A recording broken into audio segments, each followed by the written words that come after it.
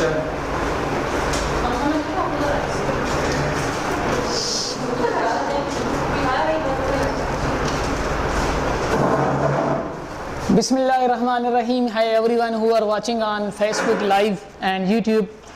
Welcome you all to English language class. Today our class is class number 4, spoken and grammar from basic to conversating with someone in English language. While you are conversating with a native speaker or even you are conversating with a non-native speaker, these common expressions are very much necessary for starting a conversation or for starting a sentence. These expressions are also known as sentence starters. We can use these expressions before starting a sentence, before starting a conversation, at the very beginning of a sentence, at the very beginning of a clause, at the very beginning of a phrase. We can use these expressions. These expressions are very much necessary for talking, for conversating with each other. So coming to the first point, these two couples are same to each other, and number one is to be honest and to tell the truth. What is the meaning of to be honest? To be honest means telling the truth. For example, if you are conversating to your friend, you are conversating to your family members, you are conversating to your friend, you are conversating to your teacher, you are conversating to your siblings, and you don't want to lie to him or her. If you don't want to lie to someone, you can use this expression to be honest. To be honest, for example, you can say, to be honest, I didn't like that lecture. To be honest, I didn't like that movie. To be honest, I didn't pass the exam. To be honest, it was not fruitful for me. To be honest, your conversation is not up to the mark. To be honest, you are not doing good. To be honest is purely 100%. 100% is a phrase which is used when you are not conversating to a fact, or when you are not conversating a data or information. You are only telling the truth. You can use this phrase to be honest. Okay? And number 2 is to tell the truth. What is the difference between these two phrases, to be honest and to tell the truth? These both are synonyms to each other, but there is a slightly difference between these two phrases. The phrase number 1 is used for telling a fact or telling a truth, but the phrase number 2 is used for telling an information, true information, or telling facts and figure about a particular situation, particular program, or telling the data about particular data of a person or anything.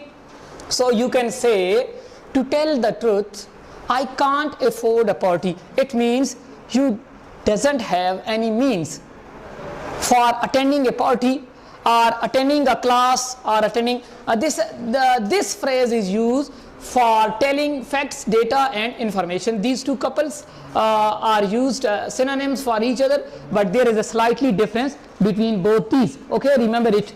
First one is used for telling truth. When you want to be honest to someone, you can say to be honest, or oftenly native speakers said to be very honest. To be very honest. Then when they are describing a true picture of a scenario, when they are saying truth to someone, okay, or when they are telling facts, when they are telling truth about a data, when they are telling information, true information, they can start their conversation with this phrase, to tell the truth, I can't afford a party. Here is an example. You can make many more examples like this. Okay, now coming to next point, no offense. It doesn't mean that offensive or defensive strategy. No. It means that you are not become a cause for someone aggression, for someone anger, for someone trouble, for someone bad mood. If you are these three phrases are synonym to each other, but there is a slightly difference between these three phrases. No offense, but dash dash dash. I had to say, but आगे इसके साथ आप बाकी चीजें जोड़ सकते हैं. And next one is sorry to be the bearer of a bad news, and then you can add some expressions with these three phrases. So phrase number one is no offense, but you can use this phrase not to become a cause of someone's trouble. When you not wanted to become a cause of someone trouble or bad mood or anger. For example, your friend said to you, please bring a cup of tea for me. So you went to canteen and you bring you purchase 2 cup of tea and you bring your own cup and forget to bring the cup of your friend. When your friend asks, where is my cup? You can say, no offense, I don't want to become the cause of your anger, your bad mood. It means, no offense, but I left your coffee, I left your tea at the shop, at the canteen. So when you don't want to become a cause of someone anger, someone bad mood, someone you can say for trouble for someone, you can use this expression. So coming to the next expression, I had to say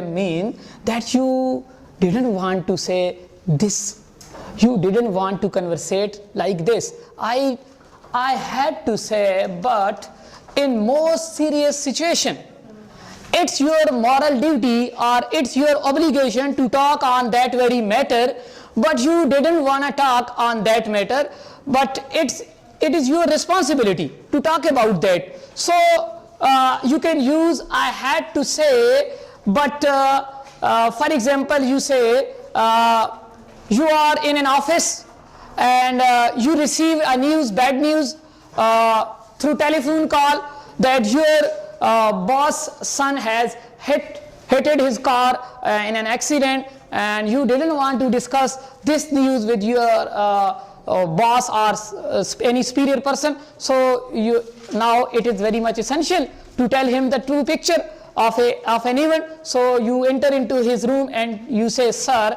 I had to say, but your car has been crashed in an accident and your son is in very worse condition, because this is a bad news. And also it is very much essential to tell someone. So you can use this expression while starting the conversation, while starting a sentence, before starting a sentence, when there is a bad news and you didn't want to talk about that news, but it's your moral duty or your obligation or its compulsion. So you can use this expression. This is also the same as this expression, but slightly different.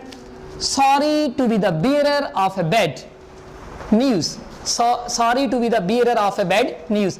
Bearer means the carrier, the person who is carrying the bad news, the person who is bringing the bad news, the person, the narrator, the teller who brought the bad news from an event, from an accident. So when you come to know that someone is telling you a bad news, or you are going to tell someone bad news,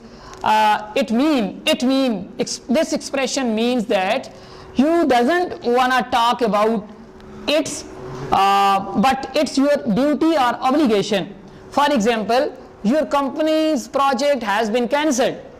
You are worried about it, but it is necessary to tell your CEO or your project manager or your general manager, your GM. It's responsibility. Being in charge of a project, it's your responsibility. Being a team member in a project, it's your responsibility to tell the truth. So for telling the truth to someone, you can use this expression too. Sorry to be the bearer of a bad news, but our project has been cancelled. You can say, sir, sorry to be the bearer of a bad news, but our project has been cancelled. So these are starters. They are used at the beginning of a sentence when we start a conversation with someone. Now coming to next, maybe it's just me, but dash dash dash, and you can use an expression after this. Maybe it's mean the situation or particular idea when you are going to get someone opinion, when you wanna get someone opinion about a particular situation, about a fact or about a problem, you wanna confirm. If you wanna confirm the opinion of others about a particular situation, you can use this expression. For example, you can say, maybe it's just me, but this place seems really sketchy. Sketchy means suspicious or dangerous for someone. You are in this sentence, you are confirming, you are checking the opinion of other person, whether it seems sketchy to me or all peoples are feeling the same situation that I am going to face. So when you are with your friends, or when you are talking to someone and you are sitting in a place, you are sitting in a garden, you are sitting in a building, you are sitting in a particular area, and you want to take the opinion of other people about that particular situation, that what you are feeling is the same feeling of others. So for this purpose, you should use this expression. You can use, maybe it's just me, maybe the situation or particular idea is irrelevant or is boring for me as well as for you. So for confirming the attitude, for confirming the opinion of other people, you can use this expression, maybe it's just me, but this place seems really sketchy. It's me. For other people, what is the opinion of other people about this particular situation or this particular idea. So now coming to next, this is also as synonym as this phrase, so we can use this phrase also, but it is a question phrase. It's just me, and instead of this you can use, maybe it's just me. Does this room smell awful? It means that you are again confirming the opinion of someone else who is also feeling like you. So you can say, it's just me, or does this room smell awful to other? So these both are synonym phrases used for starting a sentence. Now the last one is, correct me if I'm wrong, but you can use a sentence at the end of this phrase. It mean when you are 100% sure that your information is correct, but you want to be humble, and you cannot be a proudy person, and you cannot make you that you are feeling proud, or you have a lot of information. So in a conversation, when you are conversating to someone and you are pretty sure that your information is correct, but to become a humble, you can say, correct me if I'm wrong, but wasn't Khan the 23rd PM of Pakistan? So you are asking a question and you are giving an information to someone, but when your information is 100% correct, but you don't want to be impolite, you want to be polite and you want to be humble, so you can use these expressions. It means fix me or correct me when you are right about 99%, you are about certainly 100%, but want to become humble, so you can use this expression. These are sentence starters. These are very important expressions for starting a conversation, for starting a discussion, for starting a sentence. When you are conversating with someone, you can use all these expressions on particular situation. On each particular situation, you can use these expressions. This is Muhammad Zubair asking, can we use the word guide instead of correct? No, you cannot use, Mr. Muhammad Zubair. It's your very good question. You cannot use the word guide me, because the word guide is used for a direction, a particular area or specific location, but correct or fix me. Instead of fix me, correction, you can use the word fix me. Okay. Now, from you people, anyone who have the question about these sentence starters, he can ask the question. Then we will switch on to other expressions with make, some common expression with make. Any question regarding these starters? So, no question. Then we are moving to some common expressions with make. Make is a verb which is commonly used in English speaking and English writing. It is very useful expression and very useful verb, but this verb combined with other part of speech and form a phrase. So these phrases are used at different contexts, in different contexts, at different levels, and we understand the meaning of these phrases, that what is the meaning of these phrases and how we use these phrases in our conversation and in our writing as well. Okay, now coming to first point, to make meal or to cook meal. You can also use the word to prepare meal, but you can't use the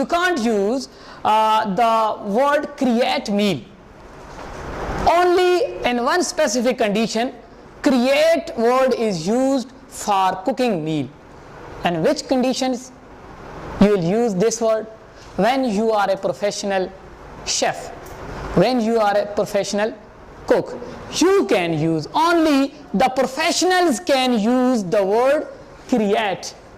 In native spoken dialect, only the professional chef and professional cook can use this word, but ordinary man cannot use the word create. We can only use two words, to make meal or to cook meal, and in some common situation we can use to prepare meal or food. Okay, we can make a sentence of it. I made a meal. It is a simple expression to make a meal or to cook a meal. Remember that, don't use create a meal, because you are not a professional chef, you are not a professional cook. Okay, now coming to next expression, to make a plan or to create a plan.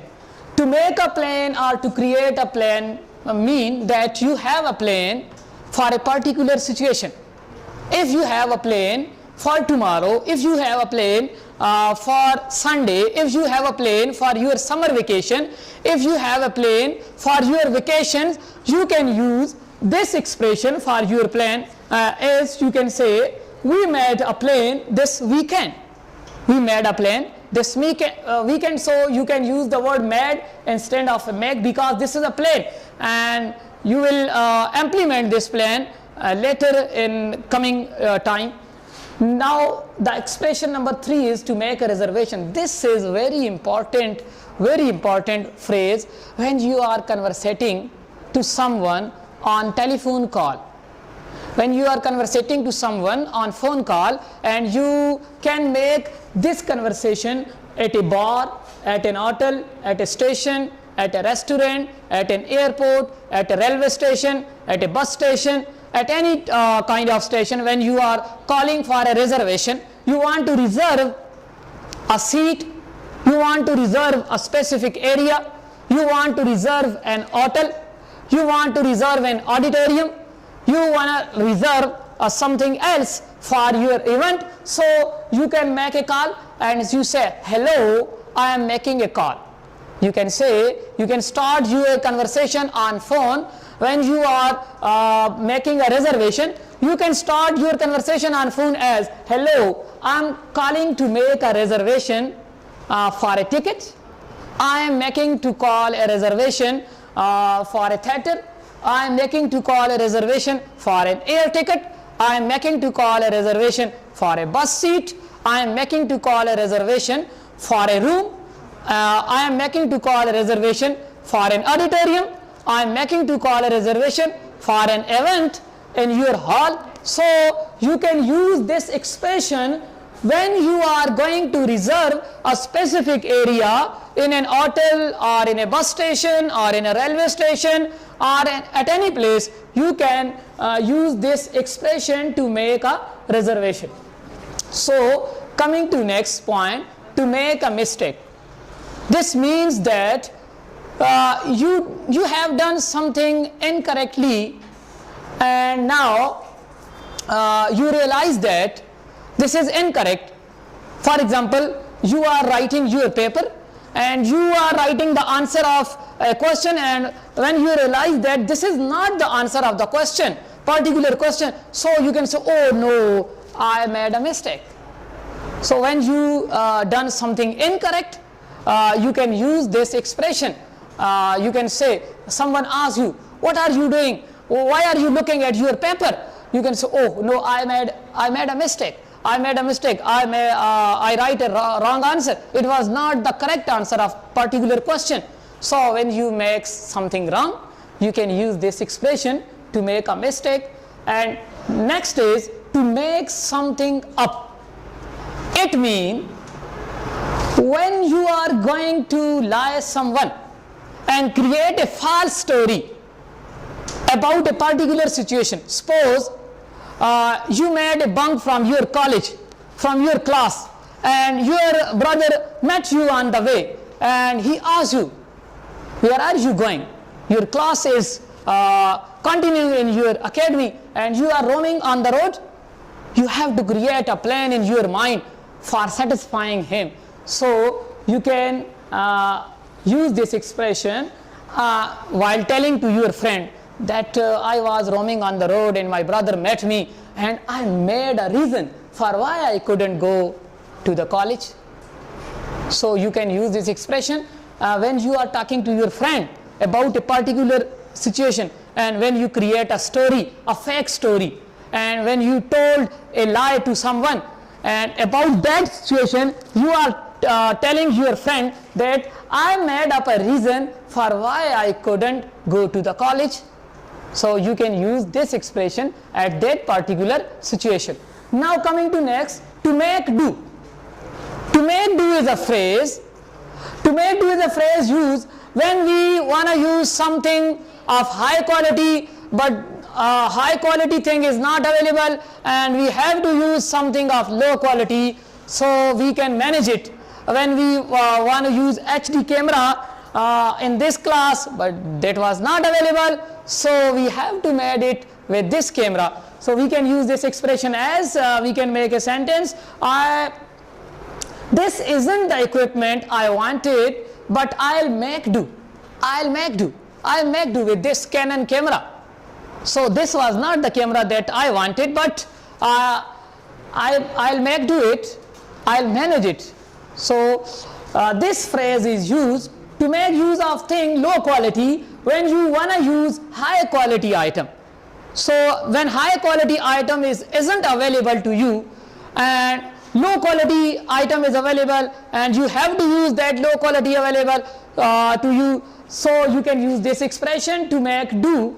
This is the example of this expression.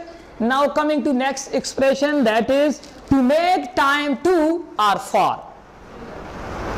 To make time to or for. It's mean to create a time and schedule from your schedule. And when you use the word to, there are two particular situations for this, to and for. To make to, when you use to, you can use after to a verb V1 only, not V2, not V3, not V4, not V5. Only V1 is used after to. And when you use the word for, you can use a person or an activity as an object of for. Here are two examples. For example, he made time to meet me. Here to meet is V1.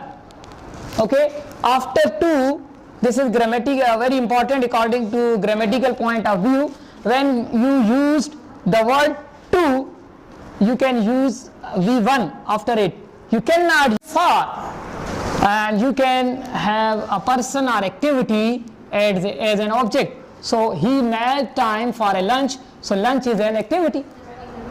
You can use this expression in both ways, with to and with for.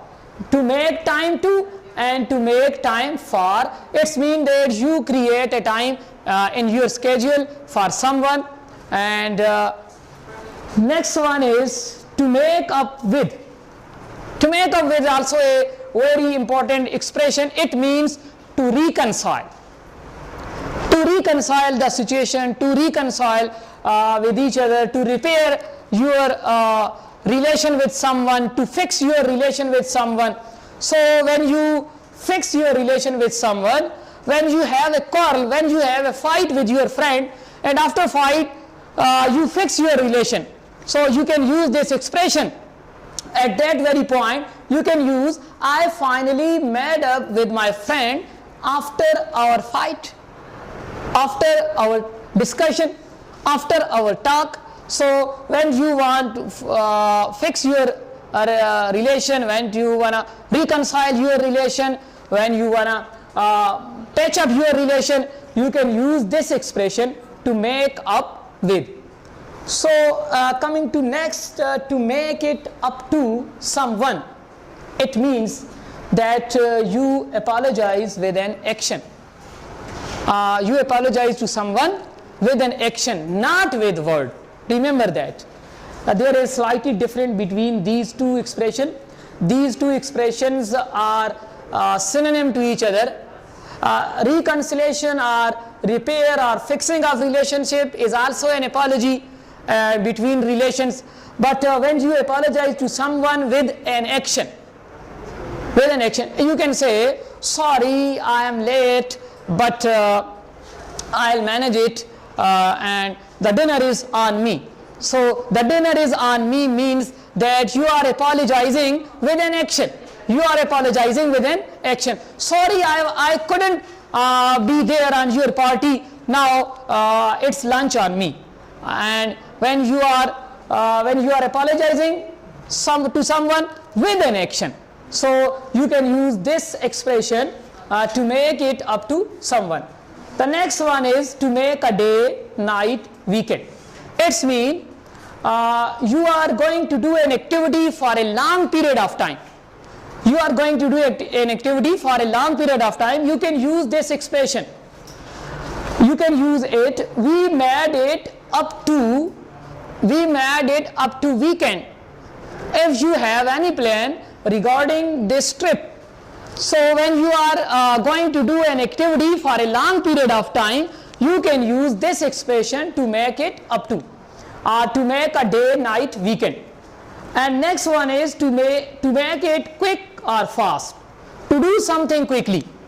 When you are going to do something quickly, and you can use this expression to make it quick. For example, you are going to bazaar for shopping, and you say that make it quick. Make it quick. The train is going to leave. To make it quick, and when you are going to bazaar with your friend, when you are going to a party with your friend, with your siblings or anyone else, you can, and you are in a hurry situation, and you can use this expression as make it quick. We have to leave because the train is about to leave. So in that particular situation, you can use this phrase. And next one is, the last one is very important phrase, and this is an idiomatic expression, and this is an idiom, to make a mountain of a mole. It means that to consider a small problem very big problem. When you consider a small problem very big one, when you made a mistake and you consider it a big mistake, though it wasn't a big mistake, but you consider it. For example, her mistake on work wasn't a big problem, but she is making a mountain of a mole. Yes? So there's a question, sir, can you please make a sentence for to make up for? To make up? To make up for. To make up for. Here is a sentence. He made time for a lunch. This is a sentence, and you can make other sentences like this.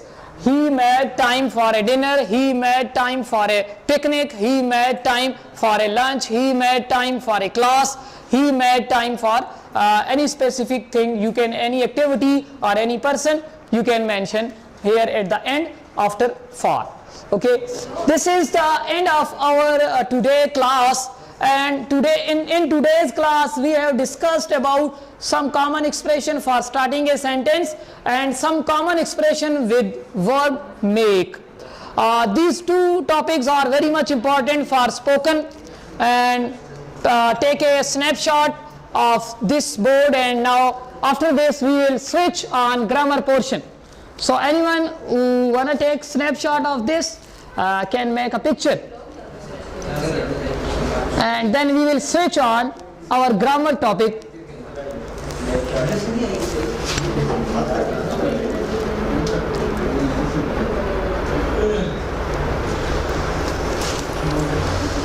It is very much essential for you to note this lecture while we are studying the lecture. While I am delivering the lecture, you should note it and you should write it on your notebook. It will be very fruitful for you when you are at home and you are practicing the conversation. It will be very fruitful for you. Heather, please come on and erase the board, and we will switch to our grammar class. So, इसी से वो उमर साहब के पास, यहाँ से नीचे।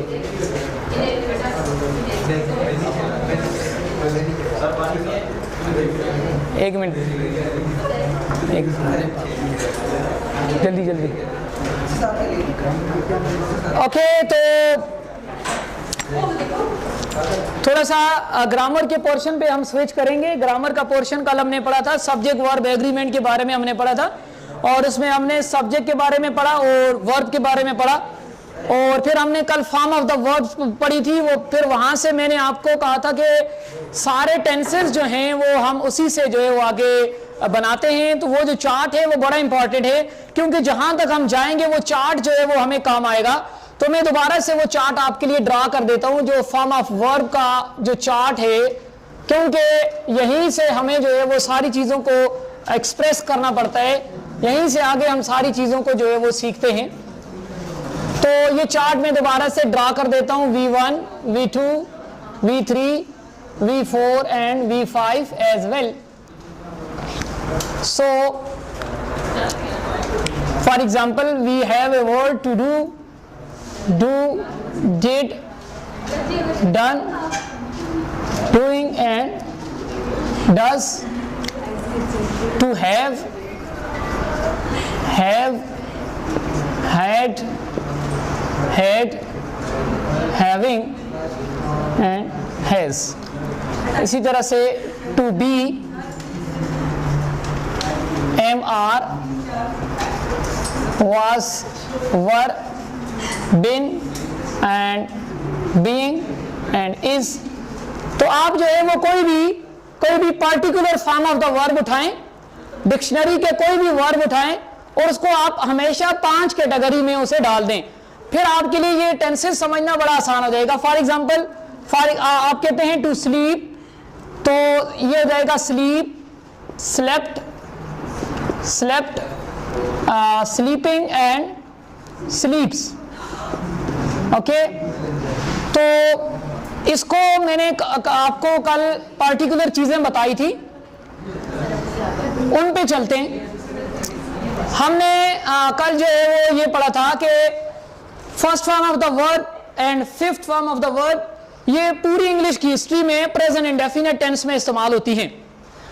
Present indefinite में first form इस्तेमाल होगी जब आपका सब्जेक्ट प्लूरल होगा, और प्रेजेंट इंडेफिनिट में फिफ्थ फॉर्म इस्तेमाल होगी जब आपका सब्जेक्ट जो है वो सिंगुलर होगा, क्योंकि हमने पहले दिन सब्जेक्ट वर्ब एग्रीमेंट पढ़ा था। और फिर हमने V2 के बारे में पढ़ा कि V2 जो है वो इंग्लिश की हिस्ट्री में एक ही जगह इस्तेमाल होगी जब आप पास्ट इंडेफिनिट में, जब आपका सब्जेक्ट जो है वो सिंगुलर हो या प्लूरल हो, उससे मैटर नहीं करता, जब आपका सेंटेंस जो है वो पॉजिटिव होगा। और फिर हमने कहा था V3 जो है तमाम परफेक्ट टेंसेस में इस्तेमाल होगी, और तमाम जो है वो पैसिव वॉइस में इस्तेमाल होगी। और फिर हमने कहा था V4 जो है तमाम कंटिन्यूअस टेंसेस में इस्तेमाल होगी और तमाम परफेक्ट कंटिन्यूअस टेंसेस में इस्तेमाल होगी। ये कल हमने इसके बारे में पढ़ा था।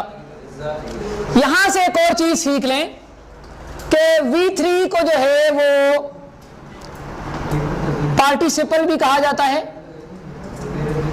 और V4 को जेरेंड भी कहा जाता है, और 2 प्लस फर्स्ट फॉर्म को इसको इन्फिनेटिव भी कहते हैं, इसको इन्फिनेटिव कहते हैं। ये जो है ये सेंटेंस के अंदर, किसी भी सेंटेंस के अंदर सब्जेक्ट के तौर पर इस्तेमाल होते हैं। यहां ये मैंने इसलिए लिखे कि आपको किसी सेंटेंस के अंदर आइडेंटिफाई करना पड़ जाए कि ये जेरेंड है या V4 है, ये पार्टिसिपल है या थर्ड फॉर्म है, ये इन्फिनेटिव है या फर्स्ट फॉर्म है। तो आप कैसे जो है वो आइडेंटिफिकेशन करेंगे? तो यहां मैं आपको आइडेंटिफिकेशन बता देता हूं। इनकी बहुत ही आसान काम है, आइडेंटिफिकेशन है जेरेंड की। ये देखने में चूंकि एक जैसे हैं, जेरेंड जो है gerund versus V4, gerund versus V4, verb की फोर्थ फॉर्म और जेरेंड। जेरेंड जो है वो जुमले में जब भी आएगा तो ये वर्बल नाउन के तौर पर आएगा, as a verbal noun, noun के तौर पर इस्तेमाल होगा, और ये इस्तेमाल होगा वर्ब के तौर पर, एज ए वर्ब V4 के तौर पर इस्तेमाल होगा। सेंटेंस में लिख देता हूं, मैं लिख देता हूं playing, playing is his hobby. Now एक बंदा आपको कहता है जी कि आप बताएं इसमें आपका सब्जेक्ट कौन सा है, तो आप उसे डेफिनेटली कह सकते हैं ये प्लेइंग है, तो आप कहें जी जेरेंड है। और ये इज क्या है? मैन वर्ब है। यहां क्या है? मैन वर्ब है। देखें सब्जेक्ट सिंगुलर एस या ईएस, ये एस वाली फॉर्म है कि नहीं है? इज। याद रखें, एक बात ज़हन में रख लें, जितने भी हेल्पिंग वर्ब हैं, जितने भी हेल्पिंग वर्ब हैं वो सारे के सारे मेन वर्ब हैं। एक्चुअली ये जो हेल्पिंग वर्ब होते हैं ये पावरफुल वर्ब होते हैं, और ये बाकी जो वर्ब हैं वो वीक वर्ब होते हैं, ये उनके साथ असिस्ट के तौर पर काम करते हैं। हेल्पिंग वर्ब असल में ये सारे सारे क्या हैं?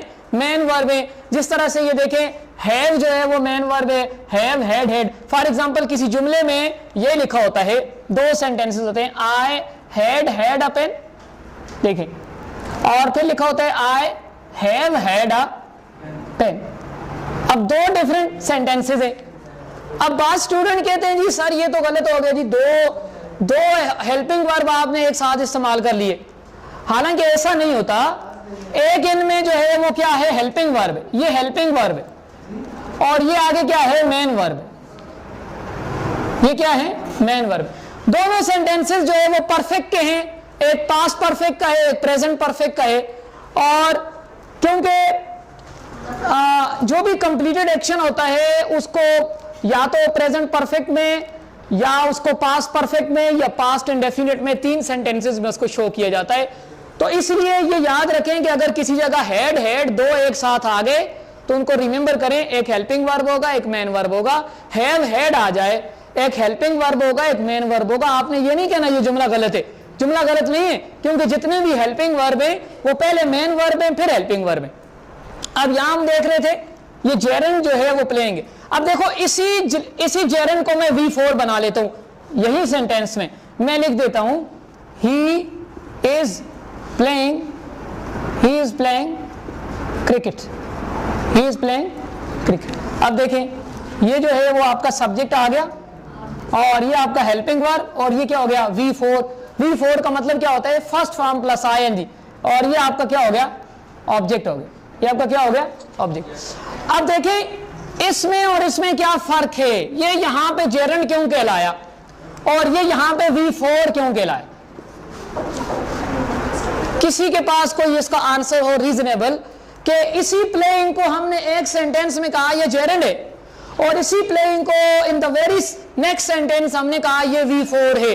तो किसी के पास पार्टिकुलर रीजन के साथ इसका आंसर होना चाहिए। आपके पास है? क्योंकि सर पहले में प्लेइंग की बात की जा रही है कि वो खेलता, मतलब कि उसकी हॉबी है, तो दूसरे में वो प्ले कर रहा है, मतलब खेल रहा है। जी नहीं, ऐसी बात नहीं है। आपका आपका आपका आंसर अपनी जगह ठीक है, जो आपने पढ़ा है उसके मुताबिक आपने आंसर किया है। एक्चुअली बात क्या है? बात यह है कि ये जो प्लेइंग है यहां पे नाउन का काम कर रहा है। किसका काम कर रहा है? और जब कोई V4 नाउन का काम करेगा तो याद रखें उसके साथ कोई हेल्पिंग वर्ब, उसके साथ उससे पहले कोई हेल्पिंग वर्ब नहीं आएगा, वो अकेला आएगा, सब्जेक्ट में आएगा V4 और नाउन का काम करेगा, तो वो जेरेंड कहलाएगा। और यही V4 जब किसी जुमले में आएगा साथ कोई हेल्पिंग वर्ब होगा, और हेल्पिंग वर्ब जब उसके साथ होगा तो ये V4 बन जाएगा। और ये बहुत इंपॉर्टेंट टेक्निकल मिस्टेक होती है। किसी टेस्ट में आप बैठते हैं ना, फॉर एग्जांपल कॉम्पिटिटिव टेस्ट में बैठे हुए, वहां पे सेंटेंस दे दिया और उन्होंने कहा जी आइडेंटिफाई द अंडरलाइन वर्ड। ये अंडरलाइन वर्ड को आइडेंटिफाई करें, दो सेंटेंसेस दे दिए। अब एक में ये जेरेंड है, दूसरे में V4 है। आप यहां इसको वर्ब नहीं कह सकते, यहां इसको आप वर्ब कह सकते हैं, मेन वर्ब कह सकते हैं, लेकिन यहां पे ये मेन वर्ब नहीं है। तो ये डिफरेंट होता है। जेरेंड और V4 में मेन डिफरेंस ये है कि जेरेंड जो है वो सब्जेक्ट में या ऑब्जेक्ट में आएगा और बगैर हेल्पिंग वर्ब के आएगा। किसके आएगा? बगैर हेल्पिंग वर्ब के आएगा। जिस V4 के साथ, ये पॉइंट अपने पास नोट कर लें, ये पॉइंट अपने पास NOT नोट की शक्ल में नोट करें कि जिस V4 के साथ हेल्पिंग वर्ब नहीं होगा, अगर वो V4 सब्जेक्ट में होगा या ऑब्जेक्ट में होगा, वो जेरेंड कहलाएगा। वो क्या कहलाएगा? जेरेंड कहलाएगा। वो सब्जेक्ट का काम करेगा, वो नाउन का काम करेगा, वो नाउन इक्विवेलेंट है। और जब भी किसी सेंटेंस में V4 के साथ कोई भी हेल्पिंग वर्ब आएगा, हेल्पिंग वर्ब कहां से शुरू होते हैं जी? Be, am, are, was, were, has, have, had और इज, ये क्या है? हेल्पिंग वर्ब है। और हमारे पास ये शेल वेल क्या है? ये मॉडल्स हैं, हम मॉडल्स में पढ़ेंगे। ये हेल्पिंग वर्ब नहीं है। डू, डज और डिड ये हेल्पिंग वर्ब नहीं है, ये सेमी मॉडल्स हैं। इनको हम अलग से पढ़ेंगे। जब तक आप इनको डिफरेंशिएट नहीं करेंगे, आप इनका इस्तेमाल जो है वो सही तरह से नहीं सीख सकते। नेक्स्ट है पार्टिसिपल। पार्टिसिपल क्या होता है? पार्टिसिपल भी किसी सेंटेंस के अंदर सब्जेक्ट में या ऑब्जेक्ट में इस्तेमाल होता है और वर्ब का काम नहीं करता। ये वर्ब का काम किस वक्त करता है? जब इसके साथ हेल्पिंग वर्ब लग जाता है। इसकी एग्जांपल हम लिखते हैं। कैसे? I am a trend person. ये ट्रेंड जो है वो यहां पे आ गया ऑब्जेक्ट में, और ऑब्जेक्ट में आके इसने एक नाउन फ्रेज बना ली, ट्रेंड पर्सन, और नाउन का काम किया है। देखने में ये ट्रेंड जो है वो थर्ड फॉर्म है, और यहां पे देखें इसके साथ कोई हेल्पिंग वर्ब भी नहीं है। ये जो एम है यहां पे मेन वर्ब का काम कर रहा है। किसका काम कर रहा है? मेन वर्ब का। तो याद रखें, जब भी कोई वर्ब की थर्ड फॉर्म V3 किसी सेंटेंस में आएगी और उस सेंटेंस में उसके साथ हेल्पिंग वर्ब नहीं होगा, वो सब्जेक्ट में होगी या ऑब्जेक्ट में होगी, एडजेक्टिव का काम करेगी या नाउन का काम करेगी, वो V3 जो है वो पार्टिसिपल कहलाएगी। और जब वो उसके साथ हेल्पिंग वर्ब आएगा, कोई is, am, are, was, were, has, have, had, इनमें से कोई हेल्पिंग वर्ब आएगा तो वो V3 कहलाएगी, वर्ब की थर्ड फॉर्म कहलाएगी। और ये infinitive 2 plus first form infinitive होता है, और ये भी सब्जेक्ट में या ऑब्जेक्ट में आ सकता है। इसकी एग्जांपल लिखते हैं। फॉर एग्जांपल मैं लिखता हूं टू अर्न इज ह्यूमन। अब देखें टू अर्न क्या है? ये आपका सब्जेक्ट है। अर्न का मतलब है एरर, गलती करना जो वो इंसान का काम है। टू अर्न इज ह्यूमन हमें कहते हैं। To earn is inter to learn. देखिए हम कहते हैं ना, ये लिखा होता है, फ्रेज लिखी होती है, intend to learn. He, someone, कुछ भी है, सब्जेक्ट मिसिंग है, he intends to learn, they intend to learn हम कहते हैं, दे इंटर। तो ये देखिए ये ऑब्जेक्ट में आ गया, तो ये यहां पे किसका काम कर रहा है? इन्फिनेटिव का, 2 प्लस फर्स्ट फॉर्म। तो इसलिए थोड़ी सी राइटिंग को बेहतर करने के लिए हमें बेसिक से बाहर निकलना होगा। यानी सब्जेक्ट हमारा नाउन या प्रोनाउन नहीं होता, सब्जेक्ट हमारा नाउन या प्रोनाउन के अलावा सब्जेक्ट या ऑब्जेक्ट हमारा कोई जेरंड होगा, कोई पार्टिसिपल होगा, कोई इन्फिनेटिव होगा, या कोई पूरी एक नाउन फ्रेज होगी, उस दिन हमने पढ़ी थी, ये पूरी एक नाउन फ्रेज आपका सब्जेक्ट होगी। ये जो नाउन या प्रोनाउन वाली बात है ये छोटे बच्चों के लिए, जो बिल्कुल लर्नर हैं, जो केजी से मैट्रिक तक बच्चे पढ़ते हैं, सेंटेंस को पढ़ते हैं, उन्हें यह सिखाया जाता है कि आपका सब्जेक्ट या ऑब्जेक्ट क्या होगा, नाउन या प्रोनाउन होगा। लेकिन आप चूंकि इंटरमीडिएट लेवल पे हैं और यहां से आगे जाएंगे, आपको राइटिंग स्किल्स चाहिए, तो आपको यह सीखना होगा कि हमारा सब्जेक्ट या ऑब्जेक्ट जो है वो नाउन या प्रोनाउन के अलावा और कितनी चीजें हो सकती हैं। तो और ये 4 चीजें हो सकती हैं, या तो इन्फिनेटिव, या पार्टिसिपल, या जेरंड, या पूरी की पूरी एक नाउन फ्रेज। आप कोई भी स्टोरी पढ़ रहे हैं, आप कोई भी जो है वो नावल पढ़ रहे हैं, आप कोई भी बुक पढ़ रहे हैं, आप वहां देखेंगे कि आपको ज्यादातर एक नाउन फ्रेज सब्जेक्ट मिलेगी, या इन्फिनेटिव, या पार्टिसिपल, या जेरंड जो है ये आपको क्या करेंगे, आपके सब्जेक्ट के तौर पर मिलेंगे।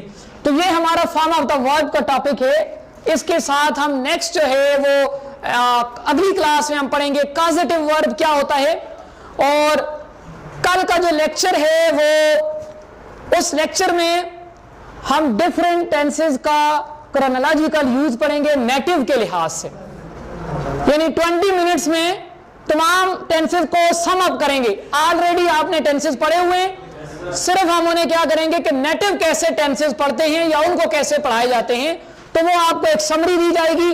उसके बाद फिर अगर आपको इशू हुआ तो आपके मुताबिक जो है फिर 1 बाय 1 उनको हम एक्सप्लेन करेंगे, लेकिन एक समरी जो है ओवरऑल दी जाएगी सबकी कि कौन सा इंग्लिश स्पीकिंग में और राइटिंग में कौन सा टेंस जो है वो कहाँ इस्तेमाल होता है। और ये जो है वो ग्रामर का पोर्शन था। और थैंक यू वेरी मच। और उसके बाद जो है we will see you soon in the next class.